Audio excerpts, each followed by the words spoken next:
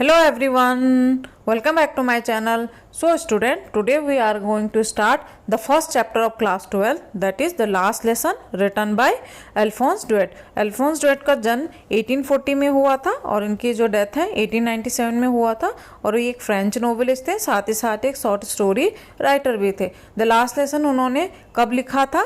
ये उन्होंने 1870 में लिखा था, 1870 टू 1871, जब क्या है फ्रैंको प्रशियन वार चल रहा था और जिसमें कि क्या है फ्रांस जो है वो हार जाता है। किसके द्वारा? प्रशिया के द्वारा। और प्रशिया को कौन लीड कर रहा था? बिस्मार्क लीड कर रहा था। अब प्रशियन उस समय जो प्रशिया था वो कुछ नेशन से मिलके बना था, जैसे Germany, Poland and parts of Austria से। अब जो स्टोरी है, इस स्टोरी में जैसे कि फ्रांस हार जाता है तो फ्रांस के जो डिस्ट्रिक्ट हैं अल्सास एंड लॉरिन वो क्या है अब प्रशियन के हैंड में चले जाते हैं। और इसमें इस स्टोरी में राइटर ने क्या है यही बताया है कि स्कूल की लाइफ पे इस वार का क्या प्रभाव पड़ा, इस लड़ाई का क्या प्रभाव पड़ा, वो हम आगे इस स्टोरी में पढ़ेंगे। थोड़ा सा ओवरव्यू दे देती हूँ। इस चैप्टर में जो मेन कैरेक्टर हैं वो एक फ्रेंच है जो एक स्कूल का स्टूडेंट है और उनका जो टीचर है वो एम हेमेल है। तो एम हेमेल यहाँ पे फ्रांस लैंग्वेज पढ़ाते थे, जो फ्रांस की लैंग्वेज है उसको पढ़ाते थे। और अब क्या है, अब जबकि जो है फ्रांस यहाँ पे युद्ध हार चुका है, वॉर हार चुका है, तो अब क्या है बर्लिन से एक ऑर्डर आया है कि अब वहाँ पे जर्मनी, क्योंकि प्रशिया युद्ध जीता था और प्रशिया आज के डेट में प्रशिया को जर्मनी ही बोला जाता है। तो उस समय तब वहाँ पे जब वार का क्या फर्क पड़ा तो अल्सास और लॉरिन में अब क्या है अब यहाँ पे जर्मनी पढ़ाई जाएगी। तो इसी पे बेस्ड ये चैप्टर है। तो let's begin the chapter, start करते हैं चैप्टर पढ़ना। अब देखिए, I started for school very let that morning and was in great dread of scolding. अब देखिए यहाँ पे जो फ्रेंच है वो लड़का है वो स्कूल जा रहा है। अब वो बता रहा है कि मैंने जो है उस दिन क्या किया, थोड़ा स्कूल जाना लेट स्टार्ट किया था उस मॉर्निंग में, लेकिन वो क्या था great dread of scolding. Dread means होता है डरा हुआ था, ऑफ स्कोल्डिंग, स्कोल्डिंग मीन्स क्या है डांटना। तो उसको ये था वो डरा हुआ था कि कहीं उसको डांट ना पड़ जाए अपने टीचर से, स्पेशली बिकॉज, और वो इसलिए डरा हुआ था, M Hamel had said that he would question us on participles. अब वो क्यों डरा था? क्योंकि एम हेमेल जो उनका टीचर था उन्होंने क्या है उनको क्या है पार्टिसिपल्स क्या है एक इंग्लिश का टॉपिक है, उस पे उन्होंने कुछ काम दिया होगा और उन्होंने कहा था कि वो पार्टिसिपल्स पे उनसे क्वेश्चन करेंगे, इसलिए वो थोड़ा क्या है डरा हुआ था कि कहीं उसको डांट ना पड़ जाए। And I did not know the first word about them. अब वो बता रहा है फ्रेंड्स कि मुझे क्या है पार्टिसिपल्स का पहला वर्ड भी नहीं आता था, इसका मतलब उसको कुछ नहीं आता। For a moment I thought of running away and spending the day out of doors. अब कुछ क्षण उसने सोचा, एक क्षण के लिए उसने सोचा कि वो क्या करेगा, running away and spending the day out of, कि वो भाग जाएगा और पूरा दिन बाहर ही बिताएगा। इट वॉज सो वार्म, बाहर बहुत वार्म था, जो बाहर का मौसम था, सो ब्राइट भी था। The bird we are chirping at the edge of the woods, और जो चिड़िया थी वो पेड़ के किनारे पे बैठ के, पेड़ों पे बैठ के चर्पिंग के साउंड कर रही थी। ये बाहर का नज़ारा वो बता रहा है। And in the poem and in the open field back of the saw mill the Prussian soldier were drilling. और ओपन फील्ड में क्या था, बैक साइड वहां पे क्या था, एक सॉ मिल भी थी। सॉ मिल क्या होता है, एक मशीन होती है, आरा मशीन बोलते हैं सर, लकड़ी काटने वाली मशीन जो होती है। The Prussian soldier were drilling, और ग्राउंड में क्या कर रहे थे प्रशियन सोल्जर, क्या कर रहे थे ड्रिलिंग कर रहे थे।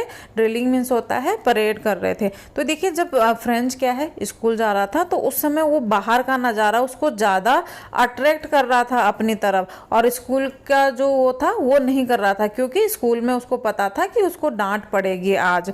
It was all much more tempting, और जो बाहर का नज़ारा था वो उसको टेम्प्ट कर रहा था, अपनी ओर आकर्षित कर रहा था। द रूल ऑफ पार्टिसिपल, मतलब जो बाहर का नज़ारा है वो पार्टिसिपल्स के रूल से भी ज़्यादा आकर्षक था। It was all much more strength to resist. अब क्या है उसने अंदर जो भावनाएं आ रही थी उसने उसको रेसिस्ट कर दिया, रोक दिया। And hurried off to the school, और स्कूल की तरफ चला गया। When I pass the town hall there was a crowd in front of the bulletin board. अब देखिए वहाँ पे क्या था, एक बुलेटिन बोर्ड भी था जिसको नोटिस बोर्ड भी बोलते हैं। तो when I pass the town hall, जब वो टाउन हॉल से आगे गुजर रहे थे तो उन्होंने वहाँ पे देखा कि बुलेटिन बोर्ड के सामने क्या है, भीड़ लगी हुई है। For the last 2 years all of bad news had come from there.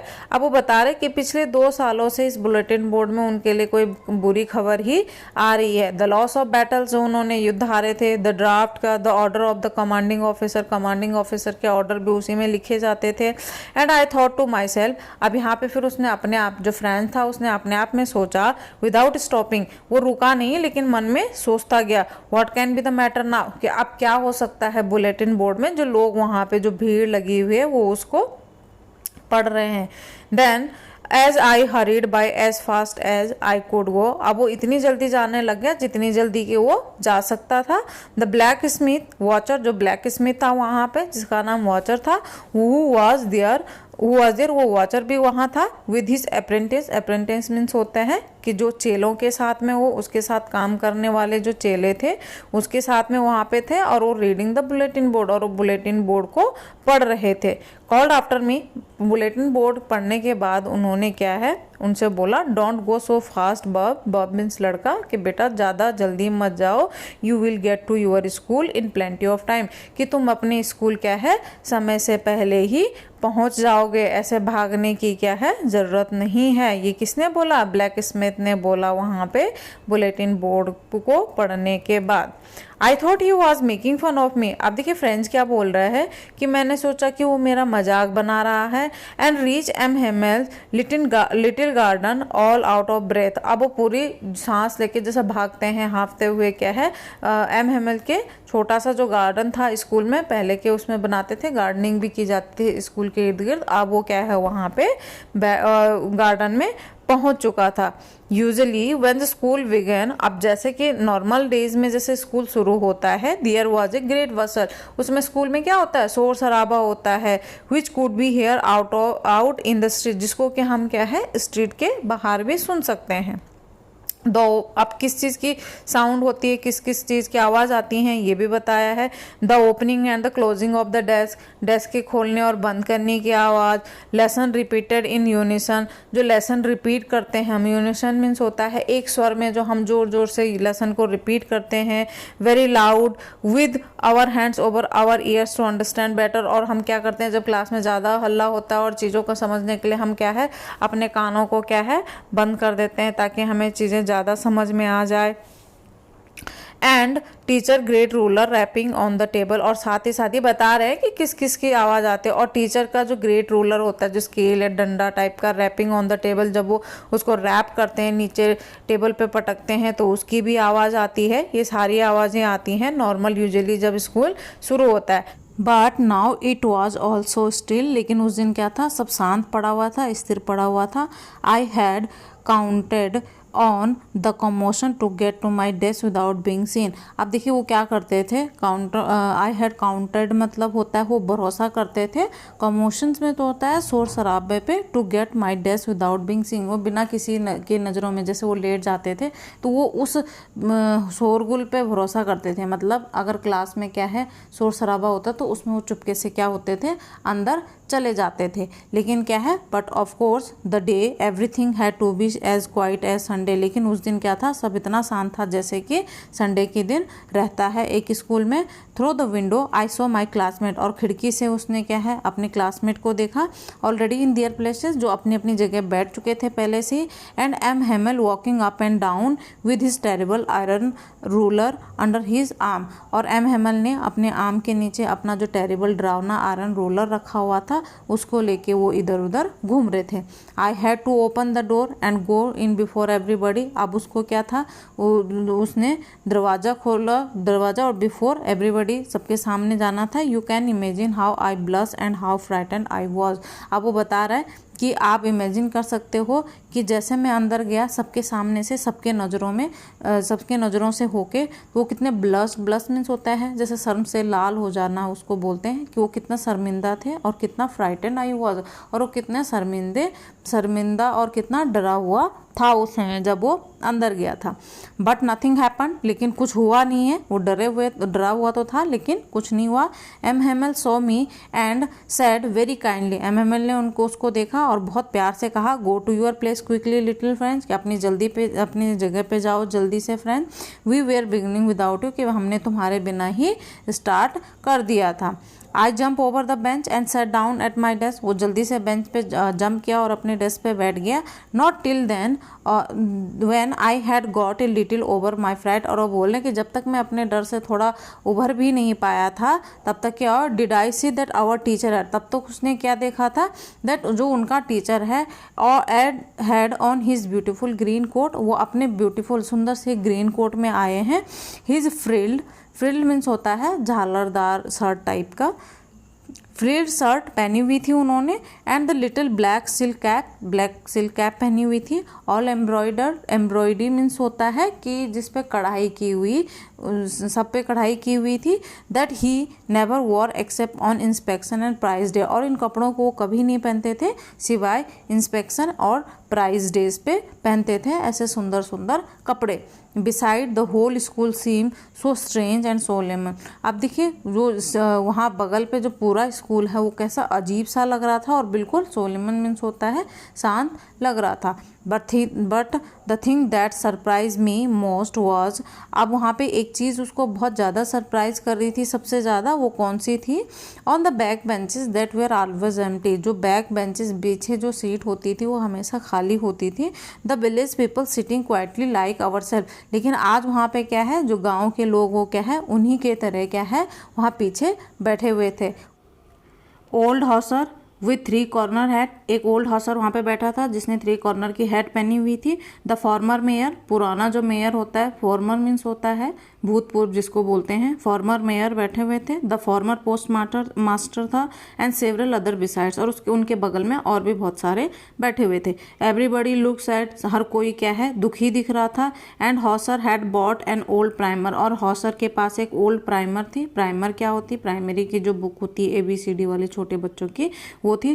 थम्ब्ड at the edges, जो कि किनारे से क्या है थोड़ी मुड़ी हुई थी। And he held it open on his knees with his great spectacles lying across the pages, और उसने क्या किया, जो हॉसर था उसने वो बुक खोली हुई थी वहाँ पे, और उसके बुक के ऊपर क्या है, बुक को अपने घुटनों पे रखे हुए थे और उसके बीच के पन्नों में क्या है अपना जो स्पेक्टिकल्स है वो भी रखा हुआ था। While I was wondering about it all, अब देखिए वो बच्चा बता रहा है, फ्रेंड्स बता रहा है कि जब मैं ये सब को सोच के वॉन्डर ही कर रहा था, सोच ही रहा था इन सब के बारे में। M Hamel mounted his chair, M Hamel जो है आराम से अपने चेयर पे बैठे। And in the same grave and gentle tone with he had use to me, और उन्होंने भी क्या है एक गंभीर आवाज में और जेंटल टोन में, जिस टोन में की हैड यूज टू मी, जैसे कि उन्होंने जब फ्रेंच को बोला अंदर आ जाओ, उसी टोन में उन्होंने कहा। ग्रेव मीन्स होता है बिल्कुल सैड, एक गंभीर आवाज़ में। जेंटल मीन्स होता है जैसे जेंटल पर्सन की आवाज़ होती है, बहुत अच्छे तरीके से उन्होंने उससे कहा, सबसे कहा, माय चिल्ड्रन, प्यारे बच्चों, this is the last lesson I shell give you, कि ये आज मेरा लास्ट लेसन है जो मैं आपको दूंगा। The order has come from Berlin to teach only German in the school of Alsace and Lorraine, जो कहाँ बर्लिन कहाँ की कैपिटल है, बर्लिन जो है जर्मनी की कैपिटल है, उस समय वो प्रशिया था। तो वहाँ से ऑर्डर आया है कि अल्सास और लॉरेन के जो स्कूल में है वहाँ से क्या है जर्मन ही पढ़ाई जाएगी। अब the new master come tomorrow, अब जो नया मास्टर है वो कल आएगा। This is your last French lesson, और ये आपका लास्ट फ्रेंच लेसन है। I want you to be very attentive, और मैं चाहता हूँ कि आप लोग वेरी अटेंटिव मीन्स होता है बहुत ध्यानपूर्वक सुने। What a thunder clap these words were to me, अब फ्रेंच बता रहा है कि जब मैंने ये वर्ड सुना ये मेरे लिए बिल्कुल थंडर क्लैप जैसे था। अब थंडर क्लैप होते हैं जैसे बिजली गिरना, किसी वेरी सरप्राइज्ड वाला, मतलब थंडर क्लैप मीन्स होता है बिजली गिरना टाइप। तो वो बता रहे कि मेरे लिए बहुत सरप्राइज था। ओ द रेचेस मीन्स होता है बेचारे, bad news type, that was they had put up at the town hall, कि जो उसने टाउन हॉल में जो न्यूज़ पढ़ी वो यही बुरी खबर थी। रेचेस मीन्स बुरी खबर थी जो वहाँ पे बुलेटिन बोर्ड में लिखा हुआ था। My last French lesson why I hardly knew how to write. आप देखिए फ्रेंच वो बता रहा है, फ्रांस बता रहा है कि मेरा फ्रेंच का लास्ट लेसन है। क्यों? कि अभी तो मैंने बड़ी मुश्किल से लिखना सीखा था। I should never learn any more. अब मैं इसको दोबारा नहीं पढ़ पाऊंगा। I must stop here. मैं यहीं रुक जाऊंगा। Then oh how sorry I was for not learning my lesson for seeking birds egg और गोइंग स्लाइडिंग ऑन द सार।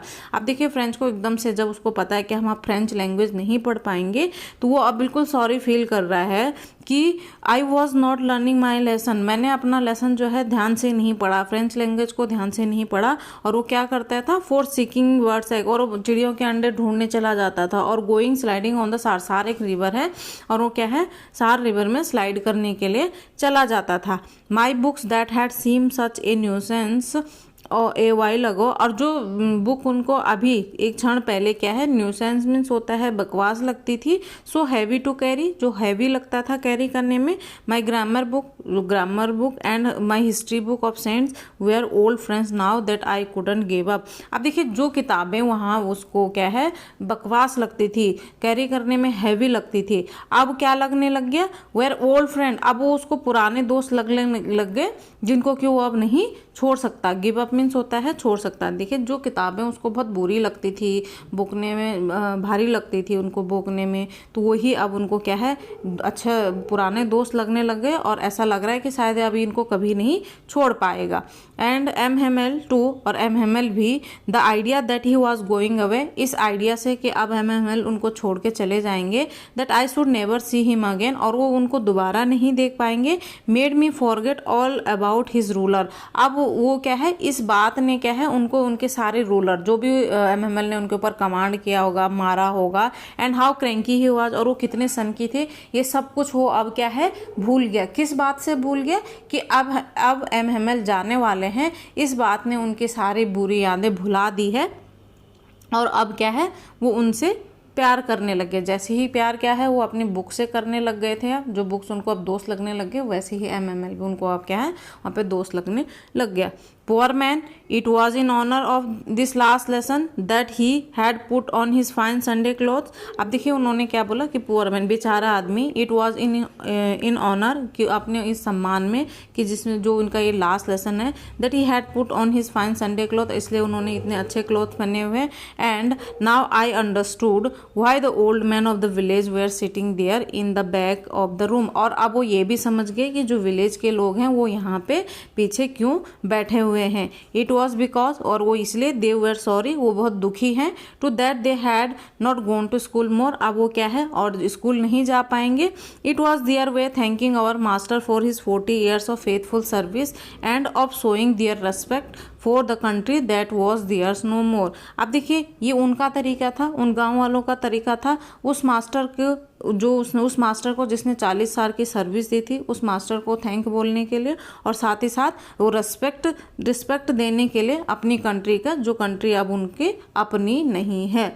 तो यहाँ पे क्या है? वो इसलिए बैठे थे क्योंकि वो उस मास्टर को उनके 40 सर्विस के लिए भी थैंकफुल बोलना चाहते थे और साथ ही साथ उस कंट्री को भी क्या करना चाहते थे? रिस्पेक्ट देना चाहते थे, जो कंट्री अब उनकी नहीं है। अब उनकी नहीं है मतलब अब वो किसके हाथ में चले गए?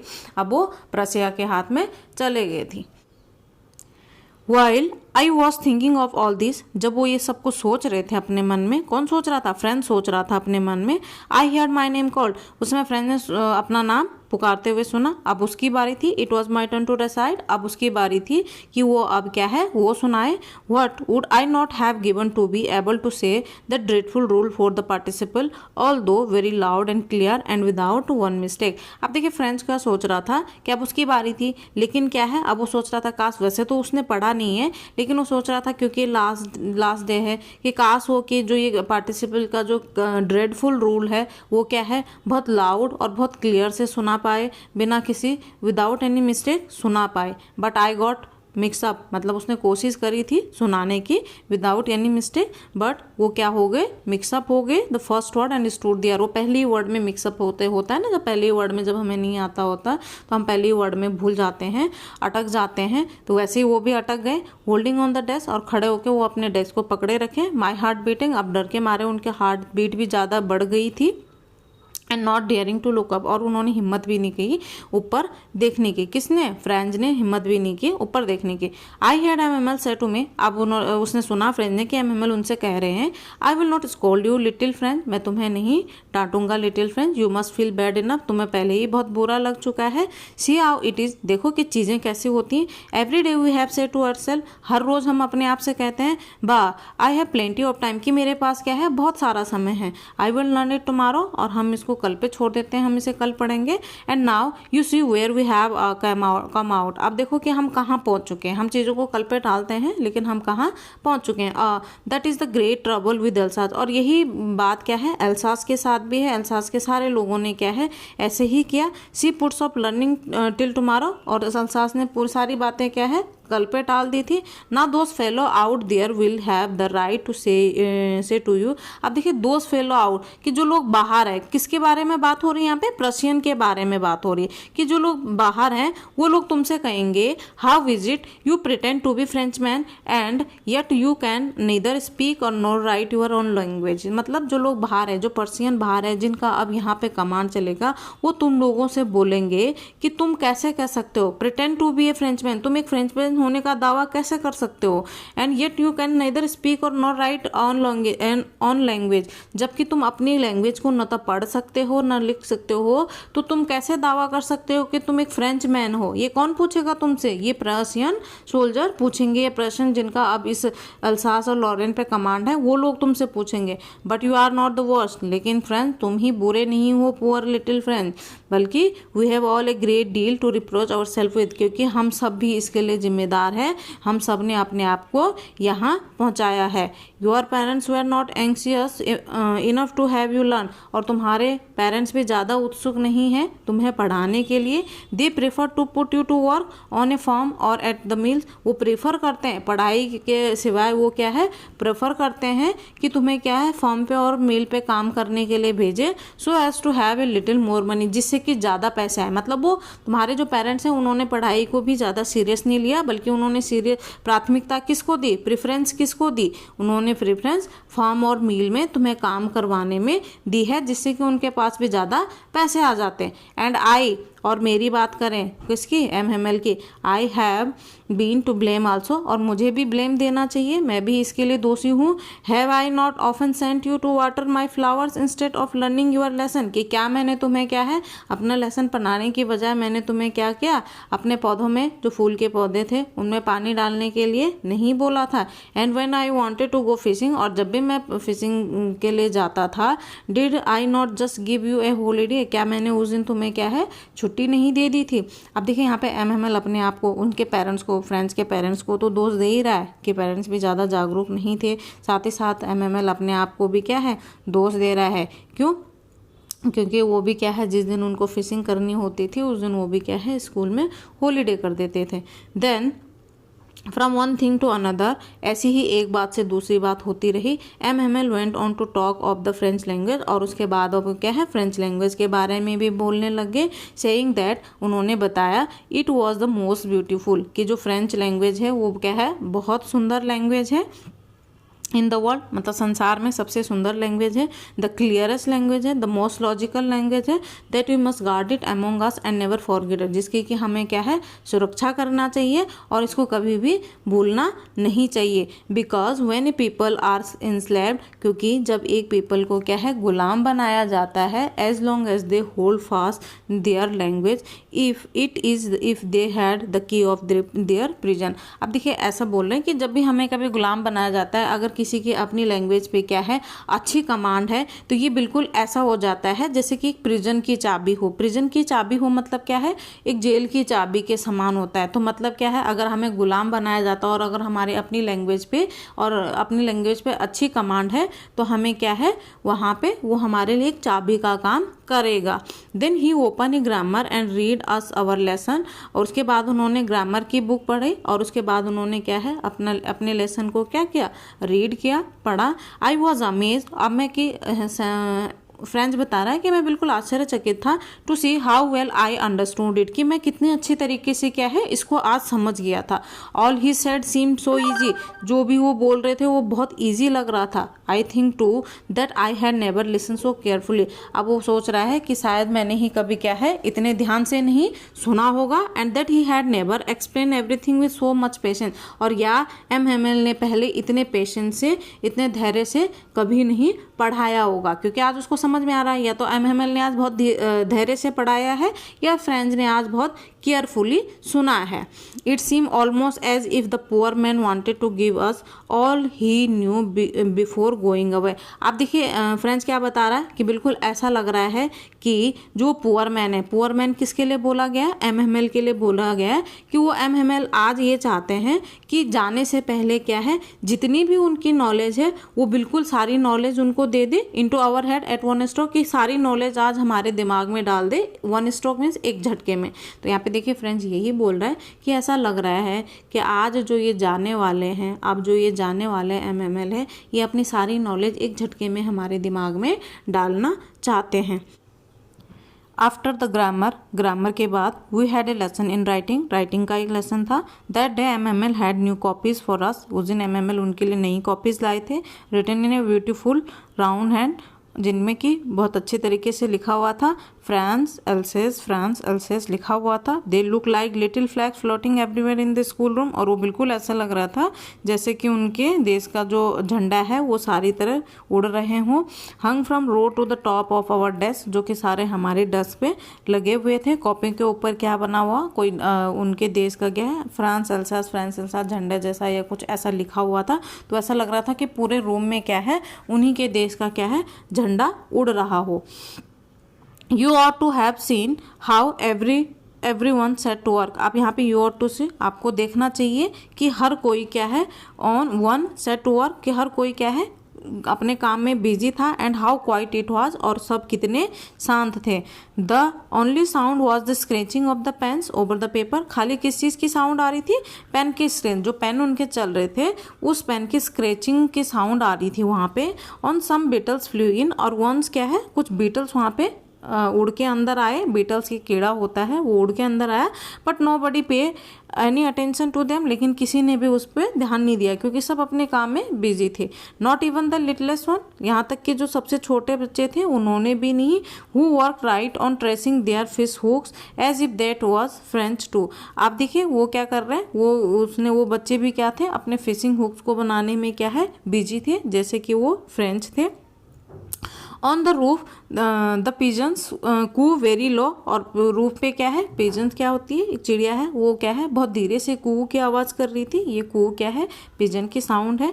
And I thought to myself, आप फ्रेंच बता रहा कि मैं अपने आप सोचने लग गया, will they make them sing in a German even the pigeon, कि क्या ये लोग जो प्रशिया के लोग हैं ये इन पिजन्स को भी क्या है जर्मनी में ही गवाएंगे, या जो पिजन की आवाज़ होती है क्या अब ये इनको ये बोलेंगे कि पिजन को भी क्या है जर्मनी में ही गाना पड़ेगा। क्योंकि ये बता रहे हैं कि जैसे हम लोग तो है, हम लोगों के ऊपर तो क्या है ये कमांड कर लेंगे और हमें क्या सिखाएंगे, हमें जर्मनी सिखाएंगे, कि क्या ये इन जानवरों को भी अब जर्मनी में ही सिखाएंगे। Whenever I look up from my writing, I saw M. Hamel sitting motionless in his chair and gazing first at one thing, then at another। अब देखिए यहाँ पे फ्रेंच क्या बोल रहा है कि जब भी मैं ऊपर देखता अपना राइटिंग सेक्शन से, वो एम हेमेल को देखते जो कि मोशनलेस बैठे हुए थे, चुपचाप बैठे हुए थे अपने चेयर पे, और गेजिंग मीन्स होता है चीज़ों को देखना, घूर के देखना। पहले वो एक चीज़ को देख रहे थे, फिर उसके बाद दूसरी चीज़ों को देख रहे थे। As if he wanted to fix in his mind and just how everything looked in that little school room. अब ऐसा लग रहा था जैसे कि वो सारी चीज़ों को अपने दिमाग में क्या है फिक्स करना देना चाहते हों, कि जैसे होता नहीं अब याद यहाँ से यादें ले जाना, तो वो एक एक चीज़ों को देख रहे थे जैसे कि अपने माइंड में क्या है सब कुछ फिक्स करना चाहते हों। Fancy for 40 years he had been there in the same place, कि कितनी अच्छी बात है कि वो क्या है यहाँ पे पूरे पिछले 40 सालों से अपनी सर्विस दे रहे हैं। With his garden outside the window and his class in front of him, और और क्या है उन्होंने क्लास के रूम पे क्लास के बाहर क्या है अपना एक गार्डन भी बना रखा है। Only the desk and benches had been worn smooth, और वो बता रहे हैं कि बाकी ये सारी चीज़ें क्या है वैसे हैं जिनकी वो यादें लेना चाहते हैं, लेकिन क्या है जो डेस्क है वो डेस्क एंड बेंचेस, जो डेस्क और बेंचेस हैं वो थोड़े क्या हो गए, हैड बीन वॉर्न और स्मूथ, वो घिस घिस के क्या हो गए, वो स्मूथ हो गए हैं, मतलब जैसे चीज़ें घिस के क्या होती हैं पुरानी हो गई हैं type. The walnut tree in the garden were taller, और जो वॉलनट अखरोट का पेड़ है गार्डन में वो मतलब कितनी चीज़ें बदली हैं तब से, पिछले 40 सालों से कितना बदला है। डेस्क और जो बेंचेस है वो थोड़ा क्या है घिस घिस के स्मूथ हो गए हैं। जो वॉलनट ट्री है in the garden were taller, वो वॉलनट ट्री भी थोड़ा बड़ा हो गया है। And the hop vine that he had planted himself twine about the window to the roof. अब देखिए वो क्या है, एक जो उन्होंने होप वाइन लगाई थी, एक तरह की बेल होती है जो उन्होंने खुद लगाई थी, वो क्या है मुड़ मुड़ के पहले खिड़कियों की तरफ गया था और खिड़कियों से अब क्या है छत की तरफ चला गया, मतलब वो भी बड़ी हो गई, वो बेल थी जो उन्होंने लगाई थी।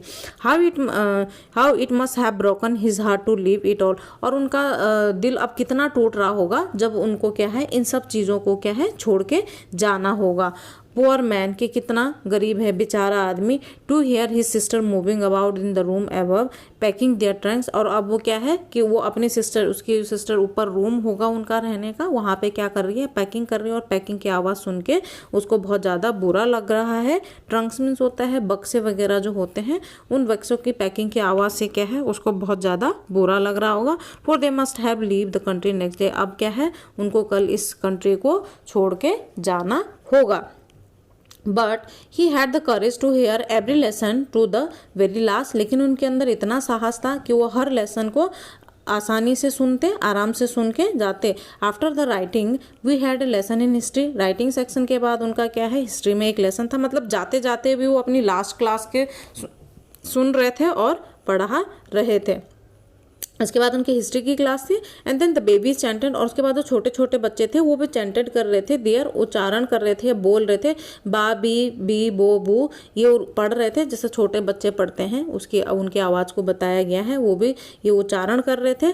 Down there at the back of the room, और उसी रूम के बैक में जो ओल्ड हॉसर बैठा हुआ था, had put on his spectacles, उन्होंने भी अपने चश्मे पहन लिए, holding his primer in both hand, और उनके पास जो प्राइमर की बुक थी वो भी उन्होंने दोनों हाथों में पकड़ ली। Spell the letter with them, और वो भी क्या है उन लेटर को उन छोटे बच्चों के साथ में वो भी उच्चारण करने लग गए। यू कुड सी दैट, आप देखोगे कि वो भी टू वॉज क्राइंग, वो भी वहाँ पे रो रहे थे। कौन? हॉसर भी रो रहा था।